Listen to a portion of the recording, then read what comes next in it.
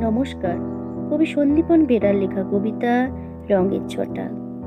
চলো যাই লাল পাখির দেশে, ও ঠোঁটে মিষ্টি আলো, চুম্বনের বৃষ্টি ভেজা দাগ।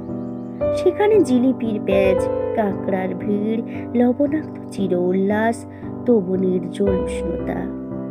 নীল আকাশে সবুজ ঘাসে লাল মাটির মন একদিন সবকিছু কেড়ে নেয়।